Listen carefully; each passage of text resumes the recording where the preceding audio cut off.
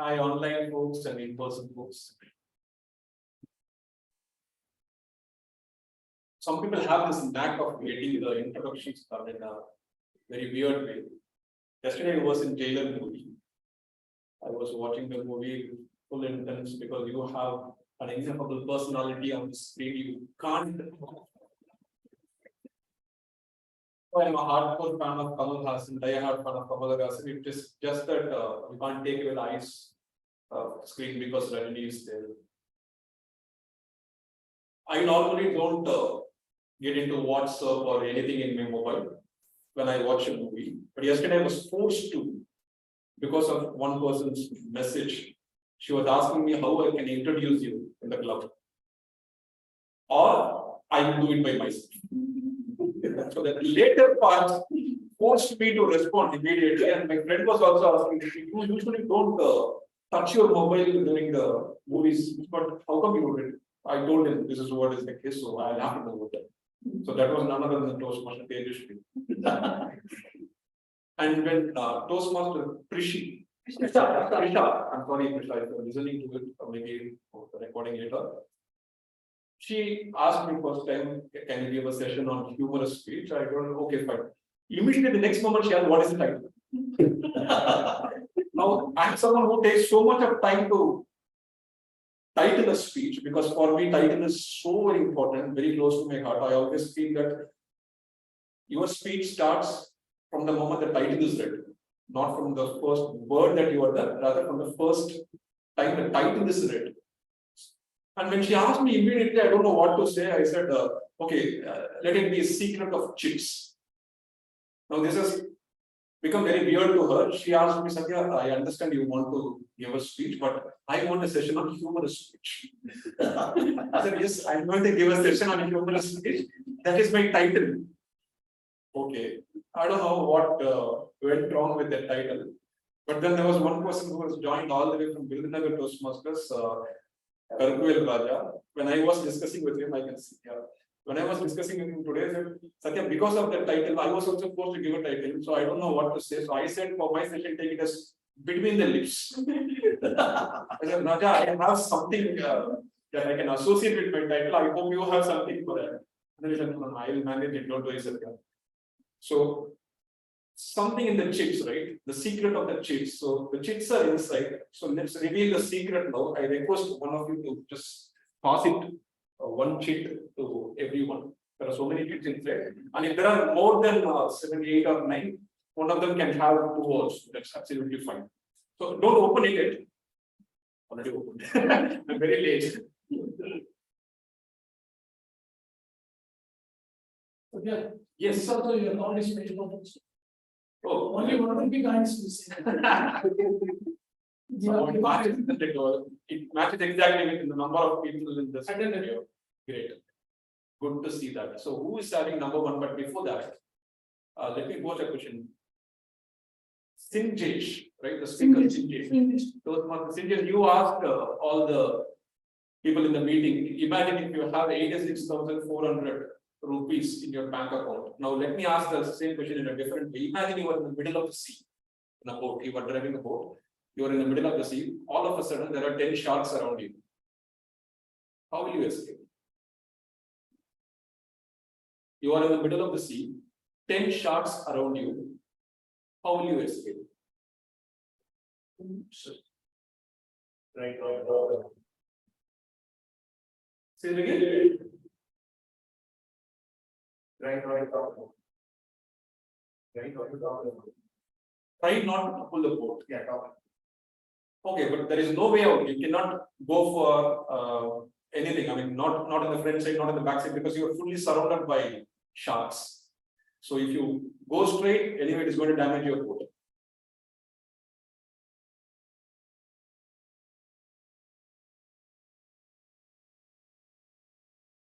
Any thoughts?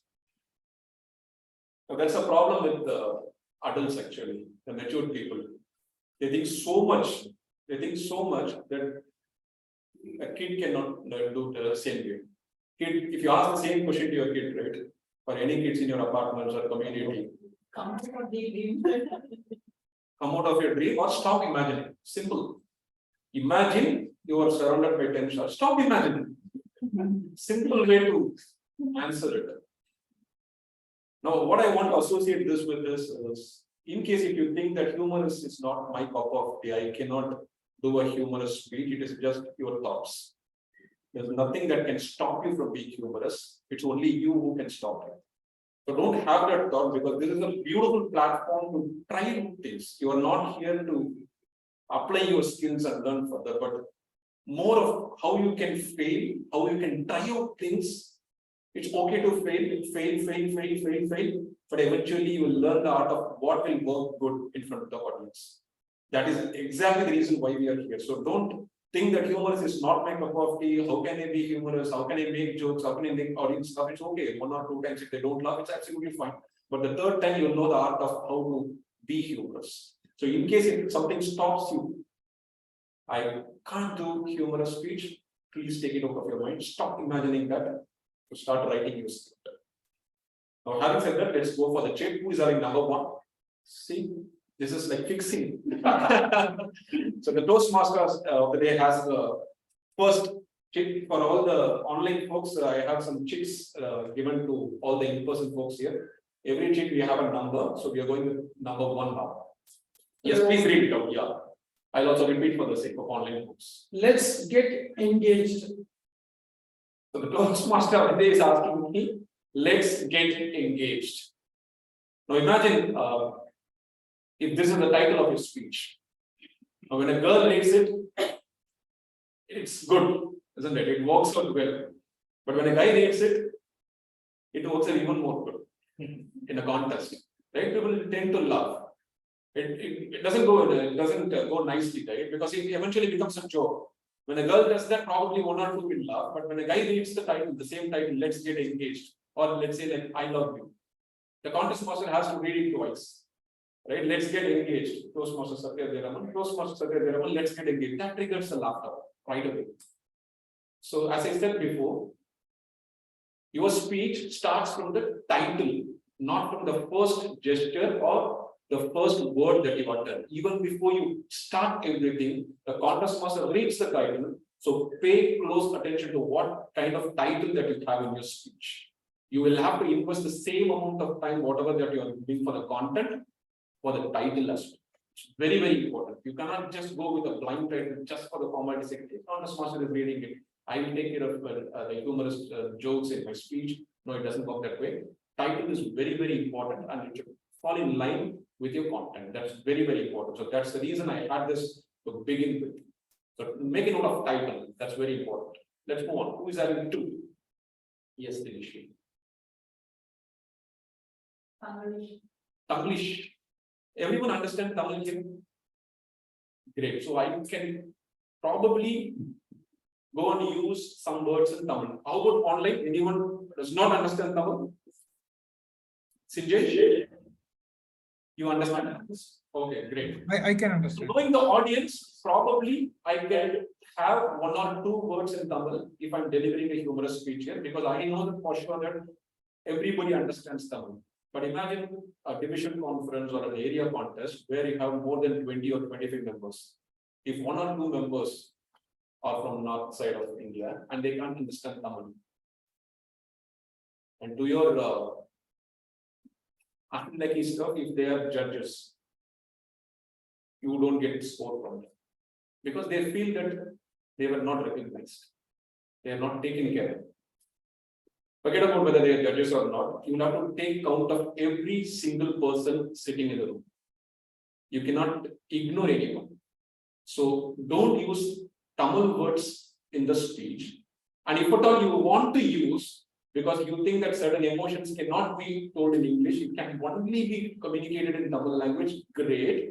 Go ahead and do it, but make sure you translate that. You will have to spend 3 or 4 seconds to translate it so that the person who doesn't know Tamil feels good. So Tanglish, my humble suggestion, try to avoid it. If at all you feel that, because I personally feel that a lot of emotions can be done in Tamil than English. But you will have to spend 3 or 4 seconds more to explain for the benefit of those who don't understand Tamil. Always keep this in mind. Let's go with the third one.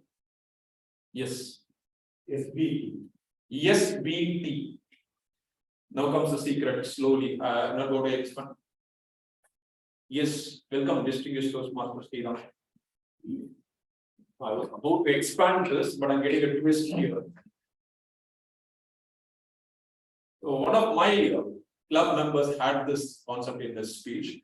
Every day he goes out, not every day, I'm exaggerating too much here. Every week he goes for the Toastmasters meeting, and that happens to be unfortunately on Sundays. Now you know what happens to married folks when they walk out on Sundays. Jayakanthan is nodding his head immediately. I can also understand that. But then this is how the speech goes. So one fine Sunday he gets up and gets ready for the Toastmasters meet. He was about to walk out, and his wife is yelling at him saying, you are not even cared about anything what is happening at your home. You are just going for Toastmasters meeting. Mixie is not working. What the hell you are thinking about yourself? And he also shouts back at her. What the hell you are thinking? I asked the Mixie. I asked the Mixie comes at a later point in time. Okay, that's the twist that he gives. So setup, build, and twist. It has to be very quick in the humorous speech. He's setting up things, saying that okay, he's walking out for the Toastmasters meeting, his wife is yelling at him. So he's setting up a nice story there, a short snippet. And then he builds up. He's also shouting, what the hell you're thinking? We all think that okay, he's yelling back at his wife. But that's not the case.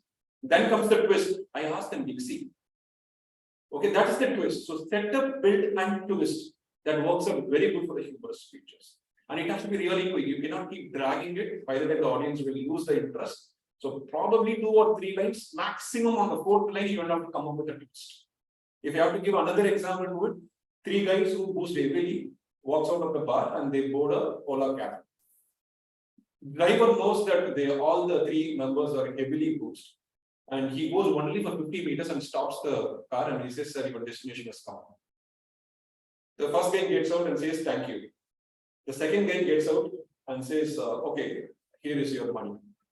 Collected. And the third guy comes out, gives a look to him, eye to eye.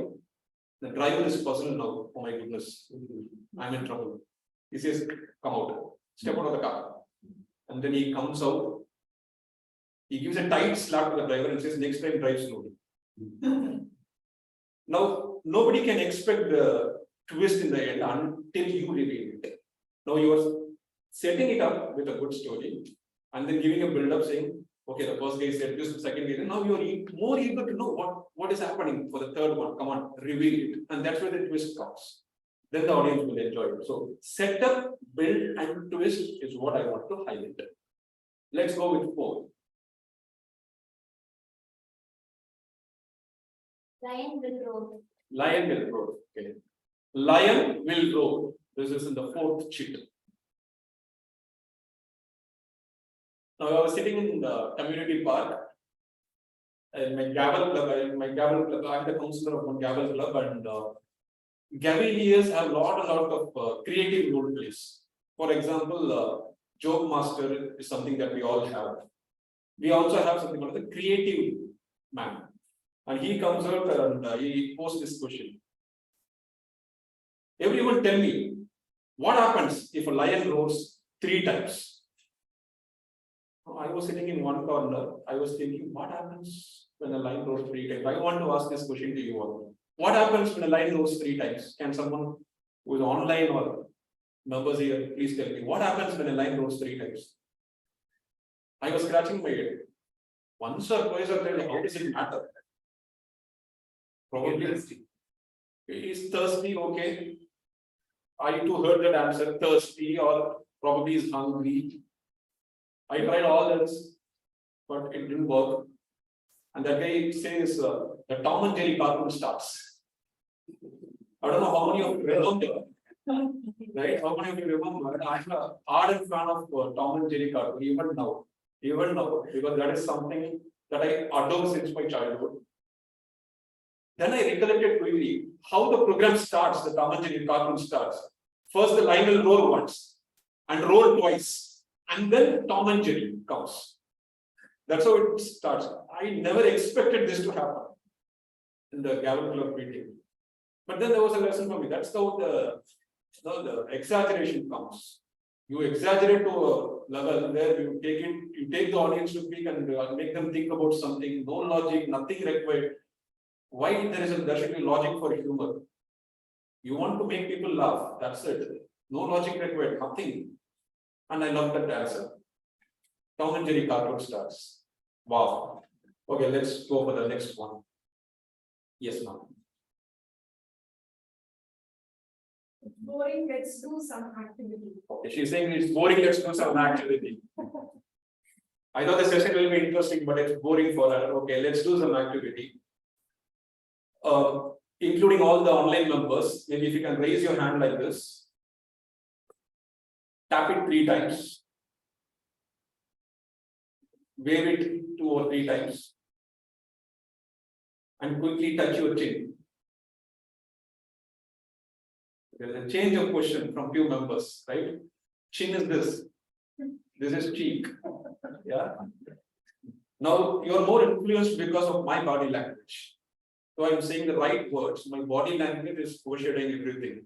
Now that's the power of body language in a speech, and particularly in a humorous speech, it is very essential that you got to have an absolutely a body language in sync with the words that utter, plus act gestures for the jokes that you convey. For example, your eyebrows can speak so much. Your eyebrows, particularly in an online contest, the facial gestures are very important to win a humorous contest or to make your humorous speech win the hearts of the audience. Your eyebrows can speak. What does this gesture tell you? Body language is powerful than words. Body language is powerful than words, but what is this gesture tells you? Asking question or waiting for something, right? Surprise. So your face speaks so much. Your gestures, every gesture that you make speaks so much. And if you attach it with the right words that you wanted to convey in a joke, that is more than enough. The power of body language is so much when it comes to humorous speeches. And along with that, it is also equally important that you have to work on the delivery. A lot of people will work on content with the mentor. My mentor is here, Distinguished Toastmasters Club. We work a lot on the delivery aspect as well, because we feel that delivery is the key, because you prepare your content so much, sitting for many a days, many a weeks, but then until you know how to deliver it properly, because even a simple line can be delivered in a humorous way if you have an apt body language and a proper tone. You should know where to pause. Let's go back to the same joke. I also held. What the hell you are thinking? The pause there makes a big difference for the twist that is coming. I asked the mixing. The volume went low now, and that triggers the laugh. Right? So the pacing, pausing along with the right body language matters a lot there. Let's go with the next one. Yes. I hate you. I hate you. No, not just you. There was one more person who literally hates you. So wherever he goes, there is a queue. So he doesn't like it. Goes to cinema theater to buy a popcorn, he has to stand in the queue for 10 minutes minimum. He goes to ration shop, he has to stand in the queue for 30-40 minutes to get anything. Wherever you go, to meet a doctor, you'll have to wait. You can't be a patient, but you'll have to have a lot of patience. You'll have to wait there. So he's fed up with the queue. So he decides to end his life. Enough is enough, man. I'm going to commit suicide. Just because he's fed up with the queue. So he goes to the top of the hill and he's about to jump. One man comes and stops him. Hey, hold on. What's wrong with you? Then he explains how he's fed up with the queue. Oh, that's the issue. Okay. Go and stand in the queue. We're all here to commit suicide. Now, when he shared this sort of a joke and he exaggerated so much, we all know that this is something that can happen in real life. But nobody is again bothered about the logic. The exaggeration matters a lot. So when you exaggerate, the humor comes out automatically. You know how to crack the jokes. So go to an extreme exaggeration, enjoy it, but also mark a thin line there. You should know the difference between tall tales and humors. I don't know how many of you are aware of tall tales. Tall tales is exaggeration beyond something that cannot happen. I came by helicopter from Perangalattur to Ashok. It is something that is absolutely not possible, but I'm exaggerating too much. That is tall tales. But if I say it in a different way, I came by car, I had a project and I make some joke, that is humorous. So don't go too much of exaggeration. Play it subtle, it becomes humorous. Right? Tall tales is totally different contest where you keep only exaggerating. The conversation between an husband and wife can be a tall tale, for example. Right? So okay, let's go with the next one. Neighbors envy, owners pride. Neighbors envy, owners pride. How many of you remember this ad? Only the Easily we can tell these two are oldies from before 9. 100%. The others are looking like, is that an ad? When did it come? Now all three of us have revealed our age. There was this joke, fight between husband and wife, where the wife is more pleased about how the next door gentleman behaves with his wife. She says, look at him, Sathya, how he is sweet. Daily he brings her flowers. Daily he buys her something. At least one day have you ever been like that? And this guy replies, I don't mind being like that, but her husband is very possessive. Now what I want to convey here is, just because it works for someone, it will not work for you. Because we get inspiration from many speakers on the stage. We have seen so many humorous speakers on the stage. When I was at the early stage of my Toastmasters career, whomever I see, I have to imitate them. Automatically the invitation comes, and I know Sriram will definitely patch me up with. There is one guy called Shashank. Right? Shashank was one of the best humorous speakers from Bangalore. We used to watch his videos a lot. And I loved that humorous speech delivered by Shashank in a division level contest. I saw it so many times in a way that I forgot that body language came to me. Even an ordinary line, I want to speak like Shashank. Without getting back, I forgot completely that I'm Sathya, and I somehow went into the shoes of Shashank and I started delivering every speech like him. And he stopped me and said, why are you overacting like Shashank now? Talk like Sathya, okay? I think you watched this speech too much, huh? You are getting too much into the skin of Shashank, don't do that.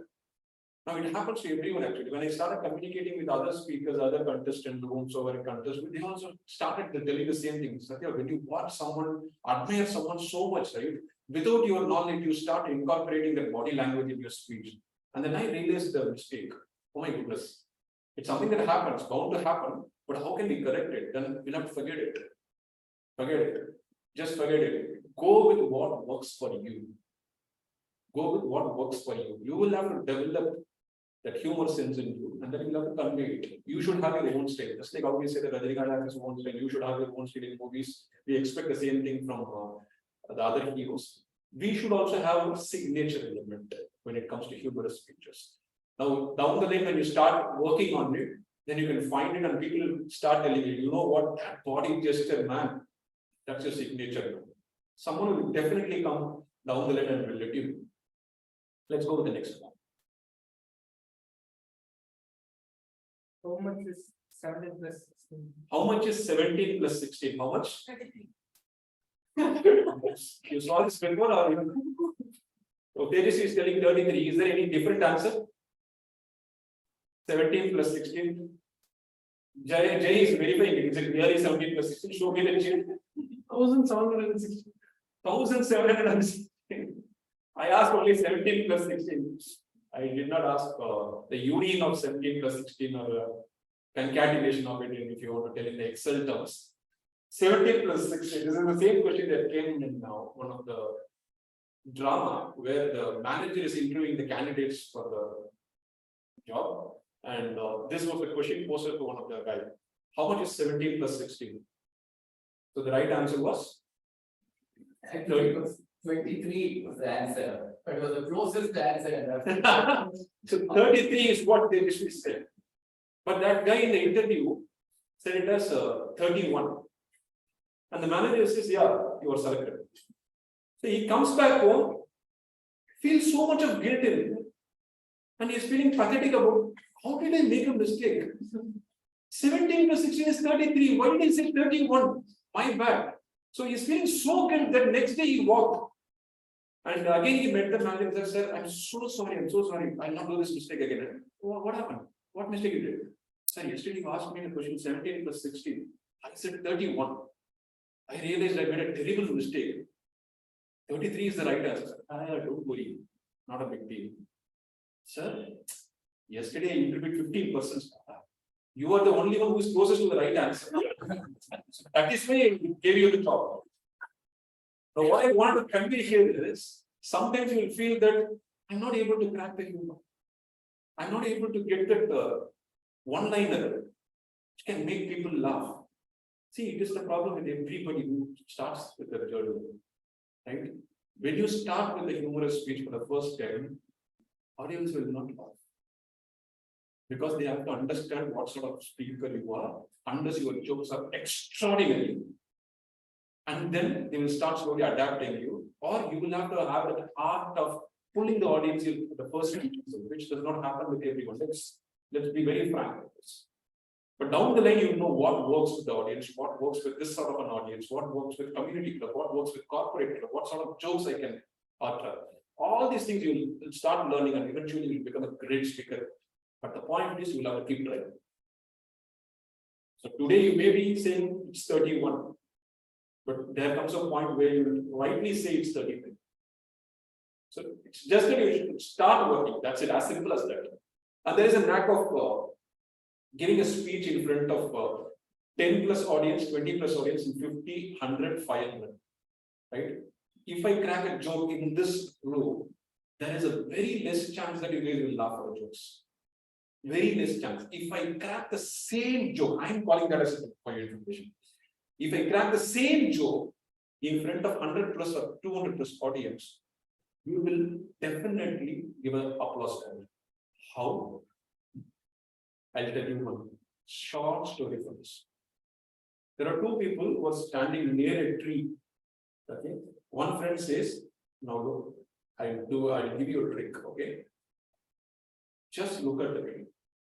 And his friend looks at the tree and he starts explaining something without even moving his lips.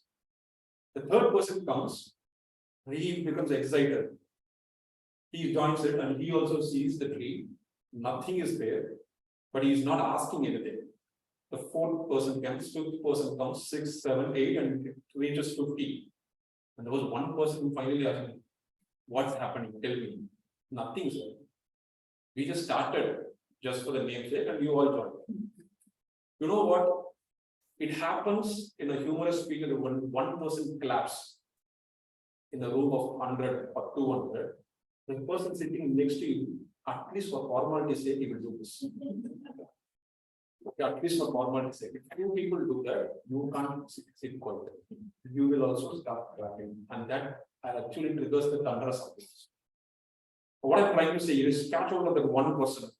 In the past, also many Toastmasters have given this input to me. Mark that one person in the room, in the audience section. If that guy starts clapping, pause. Wait for that to get multiplied. Now you will get energized. When you see people enjoying the jokes, there is nothing equal to that. There is nothing. All those trophies that you win, whatever that you do, nothing can match that applause sound if you are a speaker. Tomorrow, if you go into the division stage or a district stage, if you hear that one thunderous applause, let me tell you that happiness can match nothing. I have felt it personally. I have felt it personally when someone claps and it gets multiplied, right? When the whole audience enjoy it, you don't want anything in life at that point in time. Seriously. Let's go to the next one. I will try, but if it doesn't work, I will quit. Straightforward answer from Prasad. I will try all these things. You have taken a class for 25 minutes, Sathya. I will try. If it doesn't work, I'm going to quit. Remember at the beginning of the session, I requested you to keep trying because this is a place where you can safely fail. You'll have to keep trying. Well, let me tell you a story for this. A husband and wife with the 3 kids want to apply for a divorce. Okay, they go to the court and the verdict is ready, but they both want their kids. Nobody wants to give away their kids. So the judge is asking God, so who's going to keep the kids with you? It's 3, we cannot divide it equally. They both look at each other, they don't know what to do, and the judge himself is saying, okay, I'll give you a solution. You both wanted the kids, come after 1 year. So they go back, live a beautiful life, lovely life, they come after 1 year. And guess what? One additional number in the family. One additional number, it would be good. Would have been given a solution. But they got twins.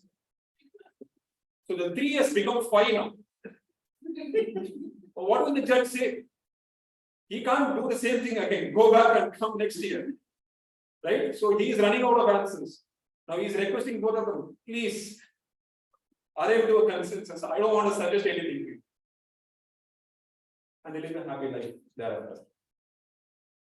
The point is, when you decide to quit, you will not quit because you will start enjoying the humorous sense in that, right?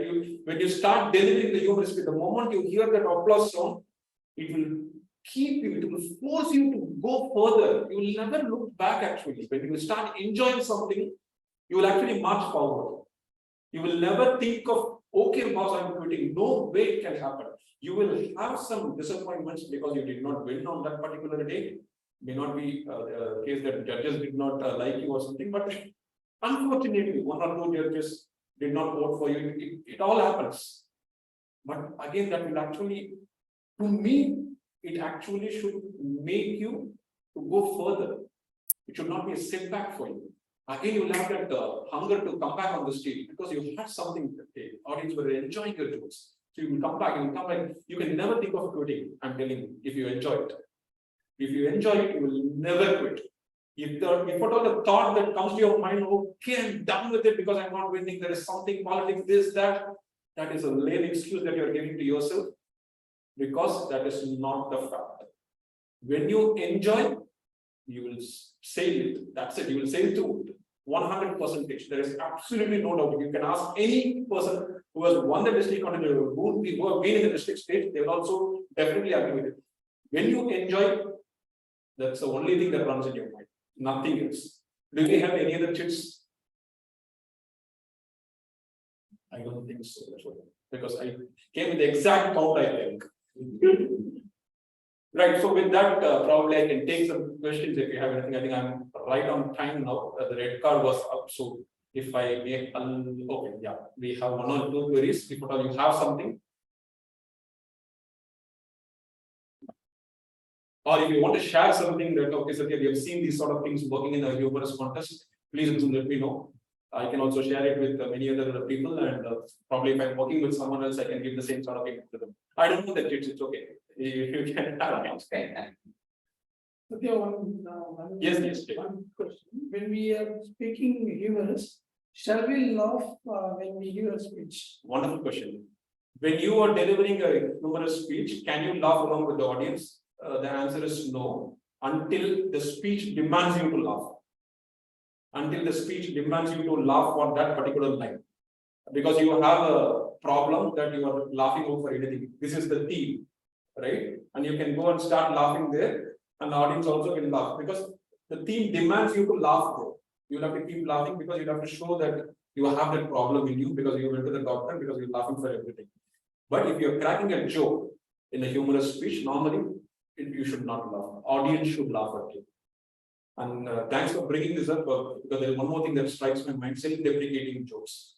When you make a mockery of yourself, you can go to any extreme. You don't need to seek permission from anyone because it's about you. You don't need permission at all. As long as you don't have any shame, you can go to any extreme. But the moment you pick someone else and roast, you got to be really careful what sort of person he is, whether he's a division director or a district director or belong to Trio. You'll have to count all these things because it's not they who's going to take personally.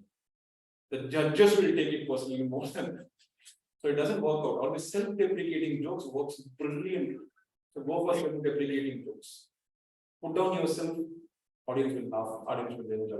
That's the secret of public speaking actually. You cannot go and boast yourself, boast about your career, say that I am the greatest person in this universe. Normally it doesn't work out in the public speaking. Good question. I But many people say that I don't have a natural sense of humor, so I wouldn't contest like in a humorous speech contest. Like, what should we suggest? Like, should we ask them? Like, is it true? Like, you should have a natural sense of humor to give a humorous speech, or No, I'll give you a classic example. Firstly, before that, sense of humor is different. Being humorous is different. I hope you all understand the difference between these. If I say Shriram has a good sense of humor, that means he is able to understand the jokes that I'm telling. He is able to enjoy the jokes that I'm telling. Does not mean that I can crack humor. Right? Sense of humor is you understand that sense, the pulse of humor. You know where to laugh. You can imbibe the humor and you can laugh, enjoy. That is called sense of humor. Humorous is I can crack jokes and make people laugh. Right? Count the money in personality wise, he is not at all a person with sense of humor, but he is humorous. So if you want to be humorous, you don't need to have that sense of humor. But if you have that sense of humor in you, you will learn the knack of humor very fast. I hope I answered. One last question, maybe anyone? Otherwise, I will hand over the control back to the Toastmaster. I think he's ready already. He's ready for the stage. Okay, with that one, thank you so much for the opportunity. Thanks to Prishna, I think she's the one who reached out first. So thank you so much, the Vice President Education. Because okay. He said that everybody is going to come in person. Don't worry about it. And online also we'll have audit. I thought she will be here, but I don't see Prishna here. So Prishna, probably this session is dedicated to you. You can listen to it. And also thanks to distinguished from Ashok, who messaged me. I think it is night time for him now. So Ashok, just in case if you are watching this recording on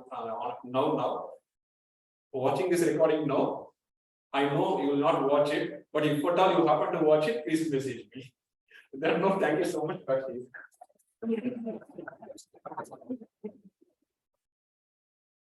Thank you, Sathya, for your wonderful session.